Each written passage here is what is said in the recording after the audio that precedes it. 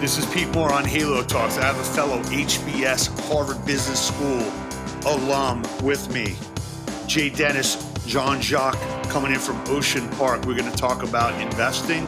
We're going to talk about executing on opportunities and maybe passing on some, depending on the market sentiment and the work and analysis that investors do. So, Dennis, welcome to the show. Well, thank you for having me, Pete. I really appreciate you taking the time. Great.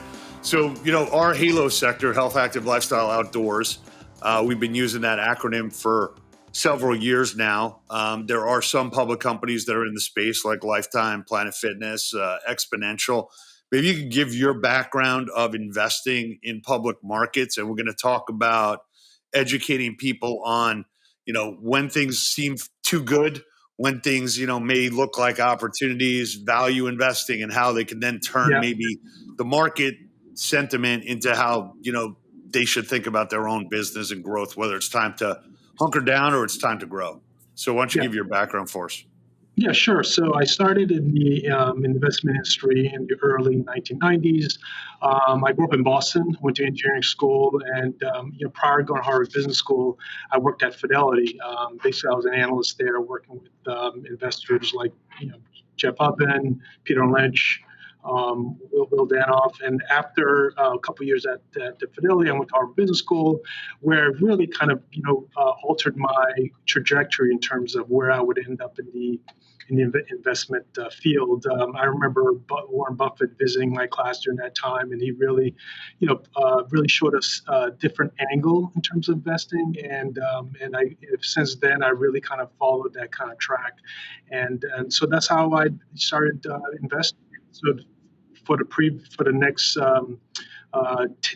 20 years, the first 10 years, I was basically focusing on doing deep dive fundamental investing, which we'll probably get into a little bit. And then I also did long short equity investing in the next 10 years. So that's basically my general background.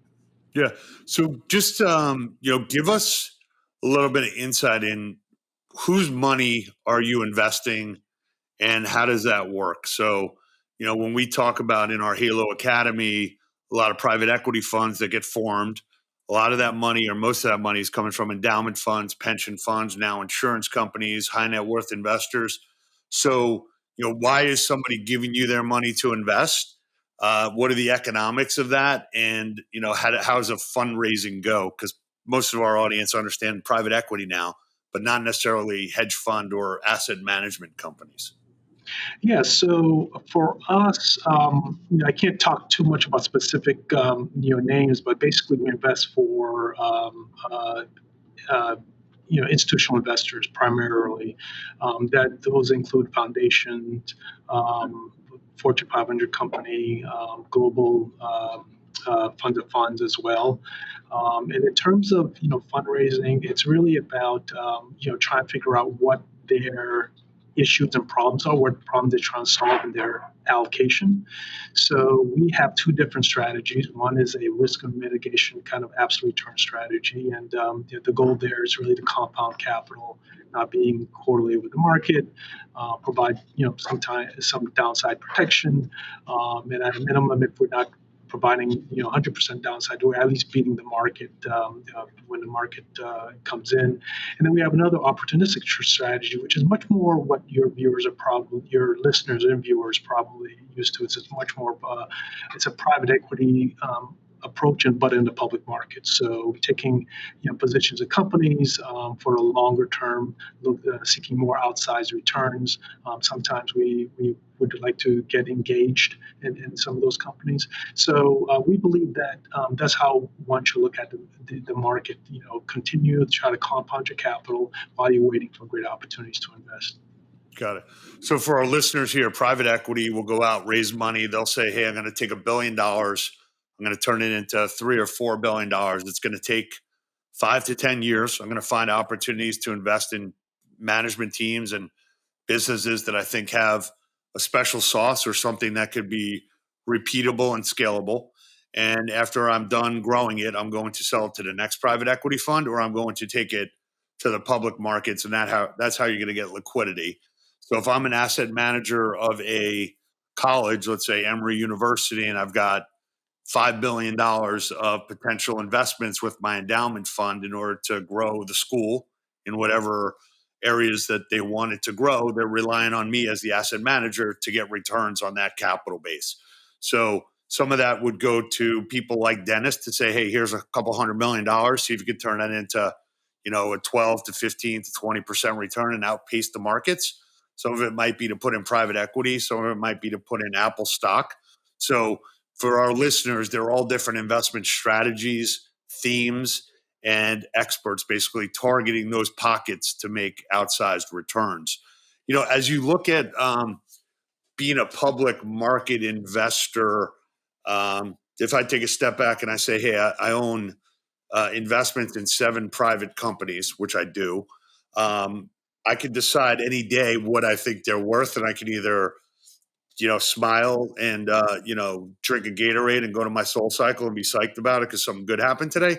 Or I could say, you know what, this is probably very expensive stock certificate wallpaper and it'll probably never be worth anything. So, as a public market investor, talk about your psychology and how you deal with the highs and the lows. In our industry, a lot of operators kind of live and die or live and breathe by, how good the day was or how good the week was or how good the month was in their private company. But it's also, an overhang or, maybe an umbrella that has a lot of holes in it. If you're a public market investor and you're down 20, 30% this month, even though you've done the work, how do you kind of deal with the long-term, hey, I'm going in the right direction. I have conviction. However, the markets do what the markets do.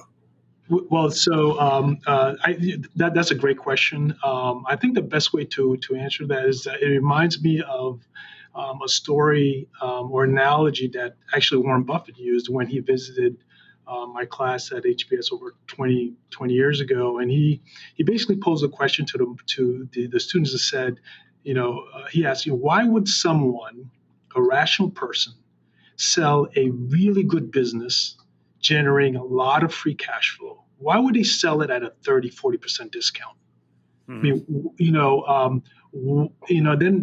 then he would say, maybe, they needed the money, maybe they were afraid, maybe they could sell it and maybe buy it back later at a lower price. And then he posed a question: what if you buy those shares and you never sell it back to them? Right. What if you own it for months, years, or even decades? And that was, I call that my rational awakening, and that is the opportunity. So every day, there are really good businesses being sold by semi-rational or rational people that there are all sorts of reasons why they may need the money. But your job is really to wait for those opportunities. So, one of the things that is often said is that, you have to look at the market as a vehicle to serve you, not to serve it. So the idea is that you have to be willing to wait and be patient for the right opportunities to arise. So I think one of the advantages of being in the public markets is, private equity, if you love a business, you think it's great, the seller may not want to sell it to you. Say, well, maybe I want to keep it, maybe I change my mind, maybe all sorts of things. And the public markets, I think that because of the liquidity, you really have most of the power to really own these kind of businesses, and you could own it and hold it for a long period of time. However, you have to make sure that your temperament is matched with the type of investing you're doing. So if you are a daily trader, it may not be the right approach for you, because one of the things that a lot of investors don't realize is that the market is really a wealth transfer mechanism. And typically it transfers wealth from the active trader to the passive trader.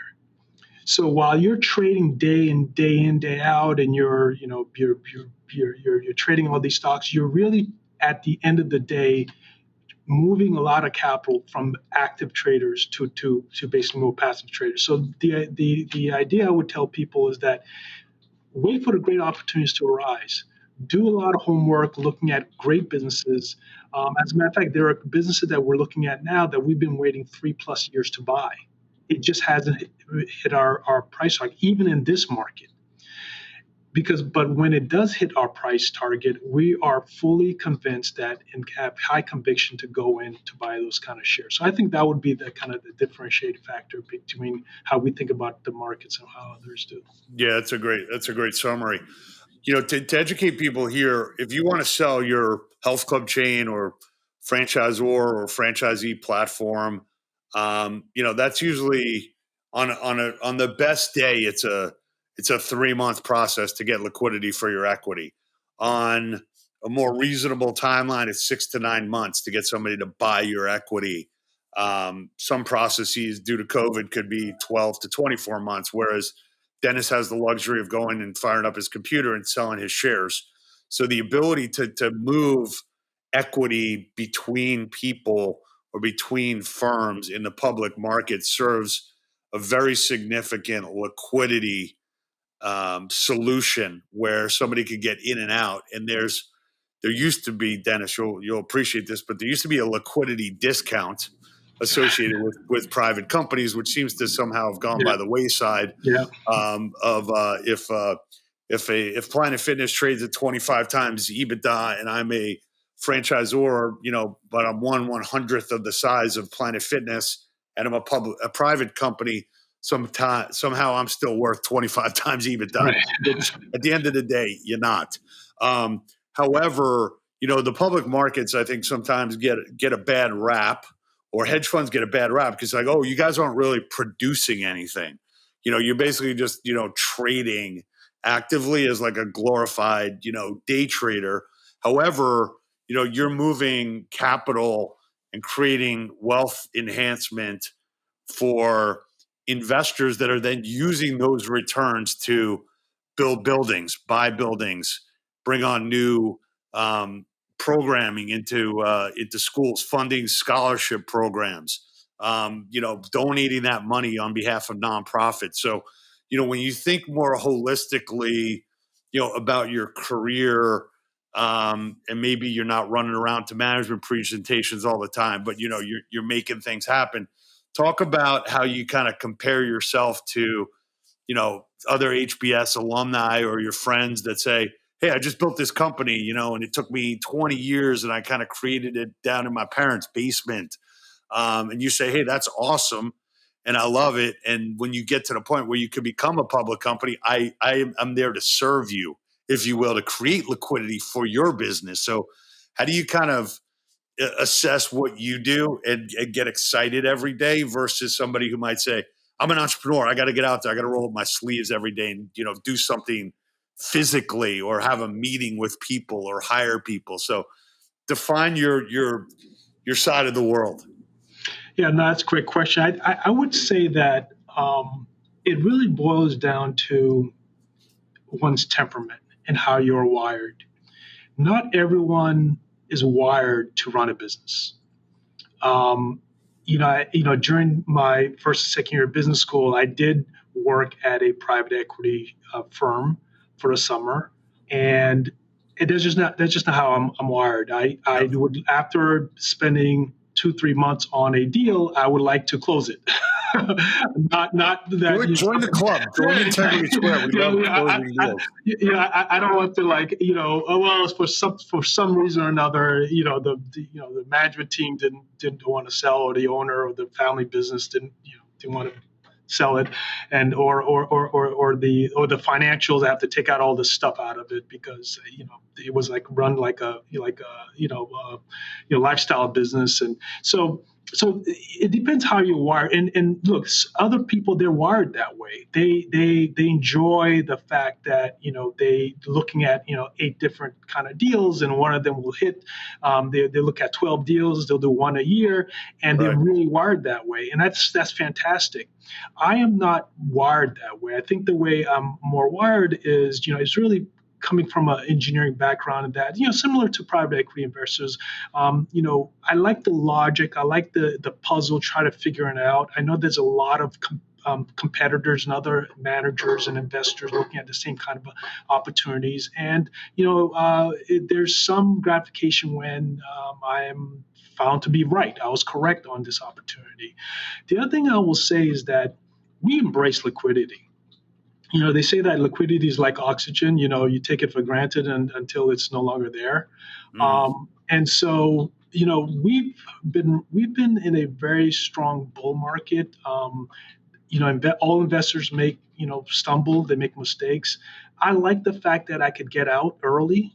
Part of being a good investor, just like the amount of research and work that you do going into an investment, you have to monitor those investors to try to get ahead of the crowd when you notice that you may have made a mistake.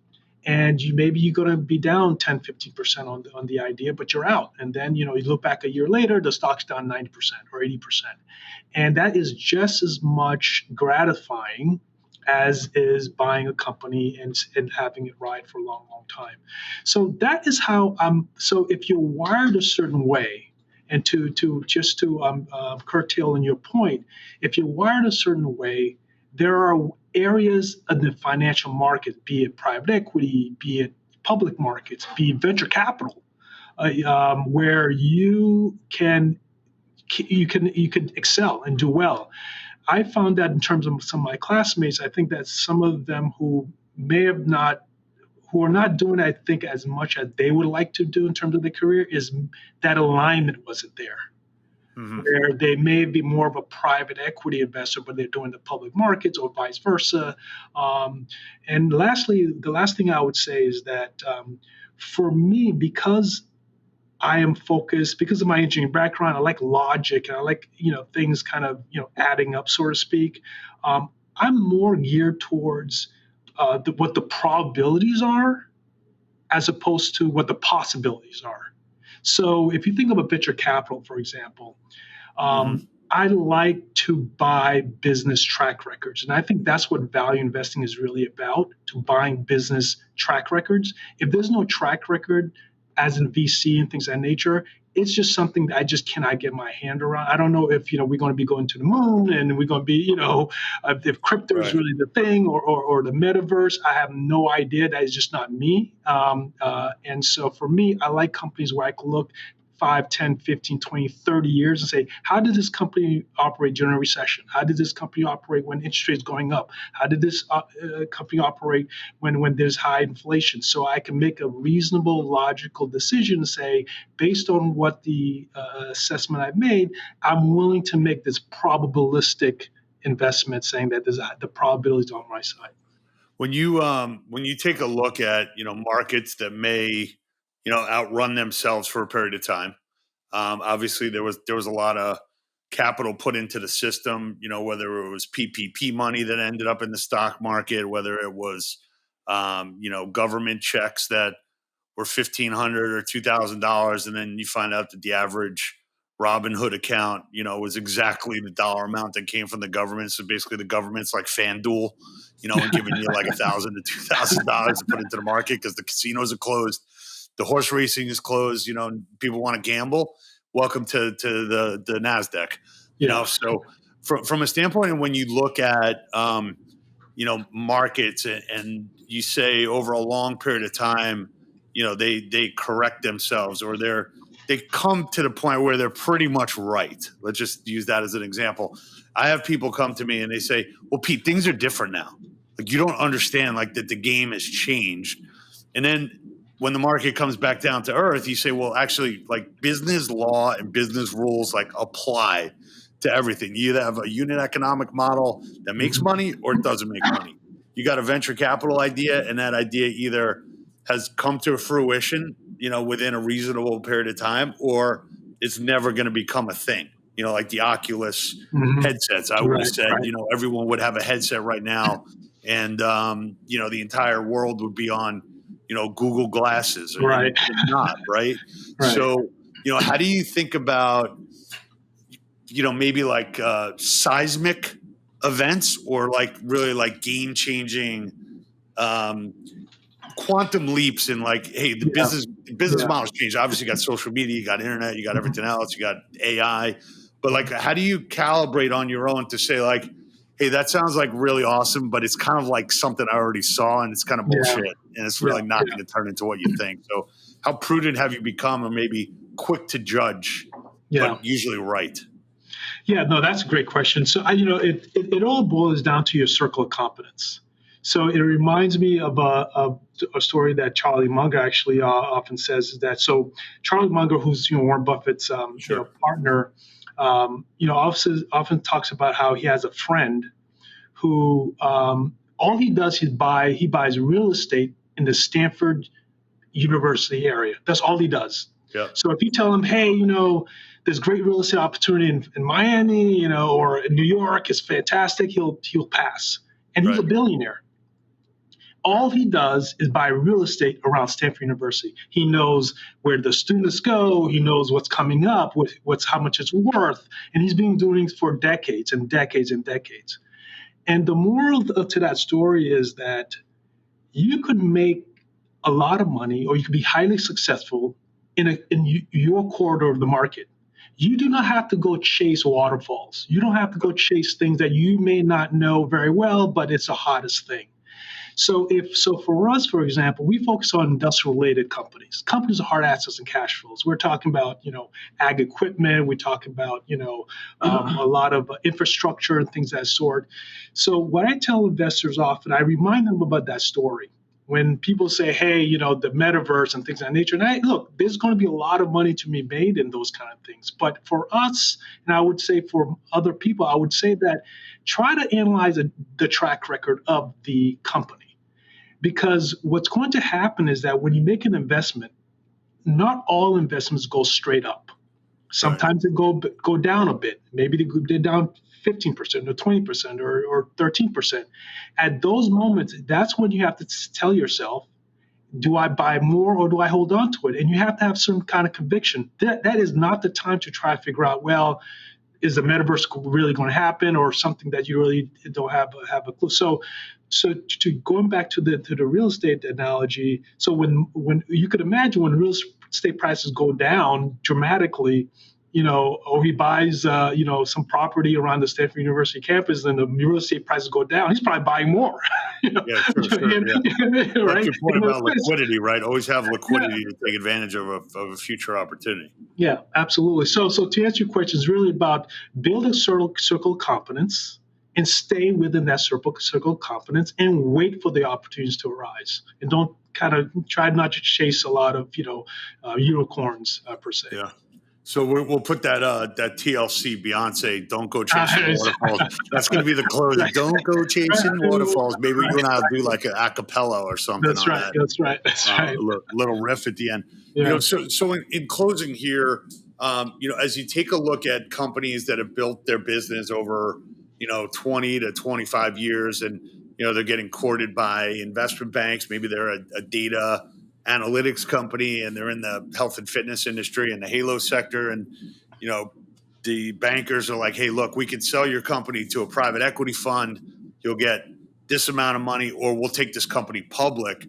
In closing here, give us like some insight into when you meet with management teams or you start reading transcripts and you say, hey, these guys or this women or this management team, like they are in way over their heads. Like they have no idea the scrutiny, the complexity, and the guidance that they need to have into their business in order to be a public company.